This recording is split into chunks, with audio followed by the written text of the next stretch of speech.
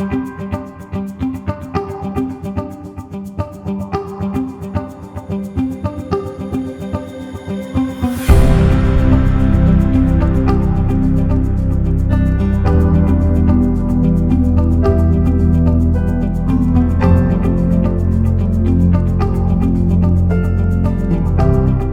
सब चाहते हैं जीवन में उत्कृष्ट बनना, परिपूर्ण बनना, सर्वश्रेष्ठ बनना। इसी संदर्भ में एक कहानी है।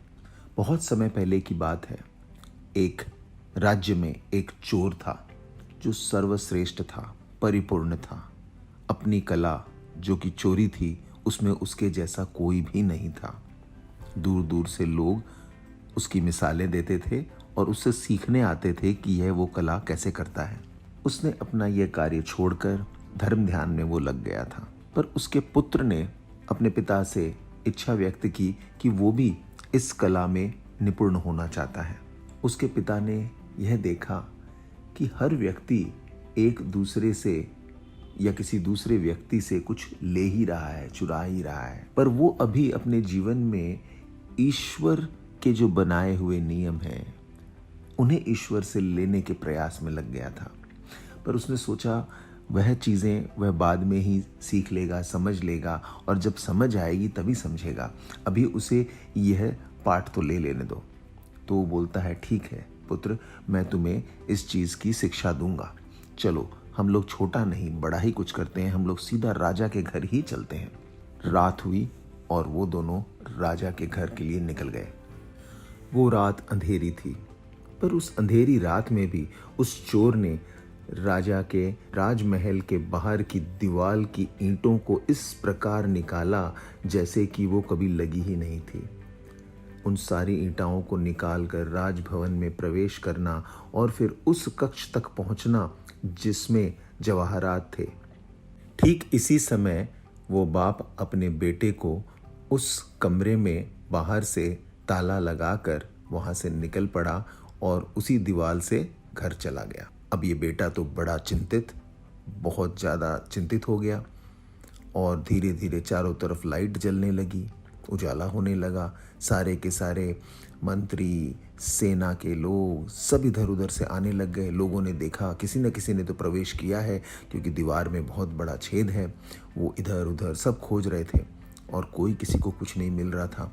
एक दासी अचानक से आई, उसने वह द्वार खोला और उस द्वार के अंदर जैसे ही घुसी, उस चोर के पुत्र ने उसे धक्का दिया, लाइट बुझाई और वहां से निकल के घर पहुंच गया।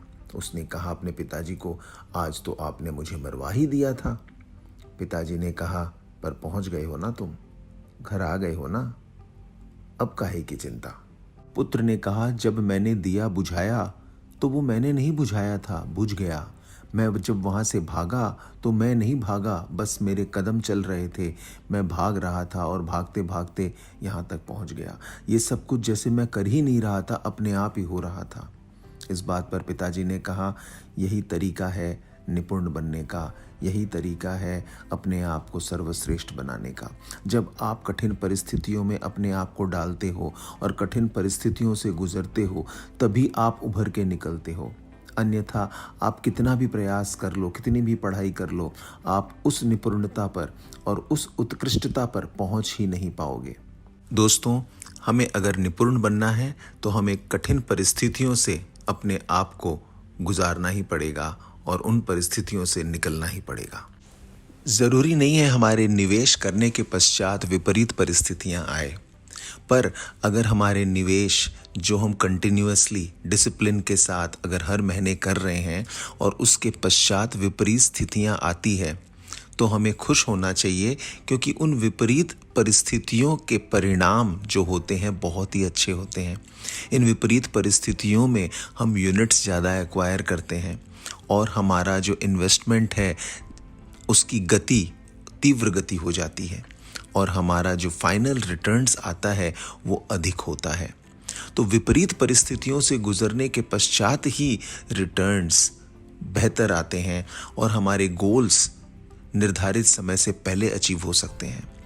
इन्हीं चीज़ों को हम निपुणता या उत्कृष्टता कह सकते हैं। तो उत्कृष्ट रिटर्न्स, उत्कृष्ट गोल को अगर अचीव करना है तो हमें विपरीत परिस्थितियों से गुजरना होगा, और ये विपरीत परिस्थितियां हमारे लिए बहुत अच्छी होगी, क्योंकि वॉलेटिलिटी हमारी मित्र है।